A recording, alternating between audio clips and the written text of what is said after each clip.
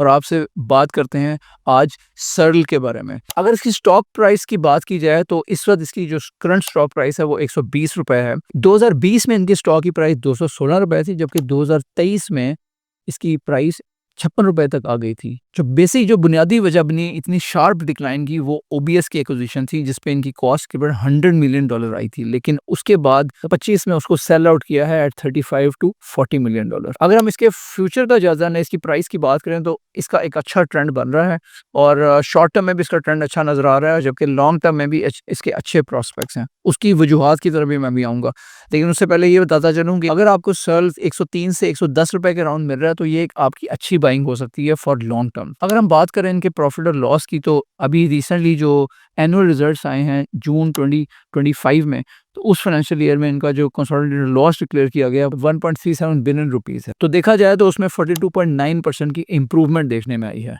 Loss पर share की बात करें तो from rupees 4.96 earlier this year, अब इस साल ये रुपीज 2.73 रहा है। जो इस कंपनी का जो नेट लॉस मार्जिन रहा है वो -4.8% रहा है as compare to -8.2% last year. Revenue इनका नीचे आया है 2.7% year on year to rupees 28.6 billion, जबकि जो इसकी कॉस्ट ऑफ सेल्स है वो कम हुई है 7.4% से टू रुपीज 14.53 बिलियन। और इसके नतीजे में gross profit has doubled in the last 2 years 0.7% से, और ये हो गया है रुपीज 14.07 बिलियन। दैट मीन्स के जो ओवरऑल ग्रॉस प्रॉफिट मार्जिन रहा है वो 49% रहा है, which is up from 46% in financial year 2024। तो इनके रिजल्ट्स में बेहतरी आ रही है। सो प्रॉफिटेबिलिटी है वो एक्सपेक्ट किया जा रहा है कि आगे आने वाले फाइनेंशियल ईयर 2026 में बेहतर आएगी। गवर्नमेंट ने अभी बजट अनाउंस किया, वो फार्मा के लिए काफी फ्रेंडली है और उसमें 2% to 3% इम्पोर्ट्स पे ड्यूटी रॉ मटेरियल्स पे कम की गई। सो अगर ओवरऑल इनकी स्ट्रेटेजिक डायरेक्शन की बात की जाए तो कंपनी एक मेजर इन्वेस्टमेंट 5 बिलियन रुपीस की करने जा रही है बायो फार्मा और आईवी इंजेक्शंस में। और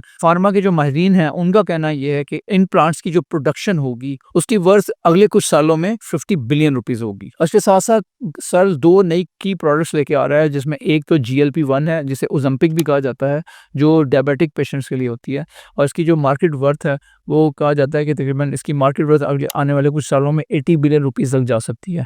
इसके साथ साथ जो दूसरी है वो डेनोसुमाब है, जो कि इंजेक्शंस हैं कैंसर के पेशेंट्स के लिए, और इसकी मार्केट वर्थ में 5 बिलियन रुपीस है। एक्सपेक्ट ये किया जा रहा है कि जो वेल डाइवर्सिफाइड पोर्टफोलियो रेंज है और इसके साथ साथ जो अभी ये नई प्रोडक्ट्स लेके आ रहे हैं, और इसके अलावा जो एक्विजिशन थी विच वेंट रॉन्ग और जो उन्होंने अभी सेल ऑफ कर दी है, and based on all these factors VIS ने भी जो सर्ल की रेटिंग है उसको स्टेबल करार दे दिया है। सर्ल की आउटलुक काफी पॉजिटिव है। आपको लॉन्ग टर्म के लिए इस स्टॉक को डेफिनेटली अपने पोर्टफोलियो के लिए कंसीडर करना चाहिए, और मेरे ख्याल में पाकिस्तान फार्मास्यूटिकल्स में एक मेजर कंपनी और आने वाले वक्त में इसका जो स्टॉक है वो अच्छा परफॉर्म कर सकता है। अगर हम 2026 की बात करें तो एक्सपेक्ट किया जा रहा है कि जो इसके रेवेन्यू हैं वो तकरीबन 35 बिलियन रुपए तक जा सकते हैं, जबकि इसका ग्रॉस प्रॉफिट जो है वो 17 to 18 बिलियन रुपीस तक होगा। प्रॉफिट है वो expected around 5 billion rupees.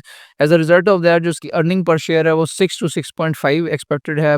PE ratio 15 expected है। फेयर वैल्यू इसकी 90 से 100 रुपए एक्सपेक्टेड है, और मेरे ख्याल में अगर आप इसको 103 से 110 रुपए तक भी ले लेते हैं तो this is a good buy for long term. तो मैं समराइज करता चलूँ तो सर्ल ने अपनी माजी की गलतियों से सबक सीखा है, और आइंदा इन्होंने जो OBS का चैप्टर है एक्विजिशन का वो क्लोज कर दिया है, और इसके साथ साथ अब ये जो नई अपनी प्रोडक्ट्स लेके आ रहे हैं जिनमें GLP-1 और डेनुसिमाब शामिल है, और इसके साथ साथ जो अपनी ये मेजर इन्वेस्टमेंट करने जा रहे हैं बायो फार्मा और IV इन्वेस्टमेंट्स में, तो आई थिंक ये सारी चीज़ें इसको एक अच्छी कंपनी बना देती हैं, और आइंदा आने वाले सालों में इसके प्रॉस्पेक्ट्स अच्छे हैं। So if you can get hold of this stock at 103 to 110 price, so I think this is a good buy. Currently it is at 120 rupees, लेकिन अगर इसमें कोई डिप आता है तो I think that will be a good opportunity to buy for long term. मैं उम्मीद करता हूँ कि आपको आज की वीडियो पसंद आई है। अगर आपको अच्छी लगी है तो इसे लाइक कर दें। चैनल को अभी तक सब्सक्राइब नहीं किया तो इसको सब्सक्राइब जरूर कर लें। Will be sharing more information with you. और इसके साथ साथ मैं आपसे ये रिक्वेस्ट करूँगा कि अगर आपने सर्ल में इन्वेस्ट किया हुआ है तो ज़रूर हमें कमेंट्स में आगाह करें किस टाइम पे आपने इन्वेस्ट किया था, क्या आप अभी प्रॉफिट में हैं या लॉस में हैं। So do share that with us for benefit of everyone. और इसके साथ साथ इन्वेस्टमेंट से रिलेटेड आपके और भी मजीद क्वेश्चंस हैं तो कमेंट में हमें उनसे ज़रूर आगाह करते रहें, हम कोशिश करेंगे उनको ज़रूर एड्रेस करें। Thank you very much for joining today. अस्सलाम वालेकुम।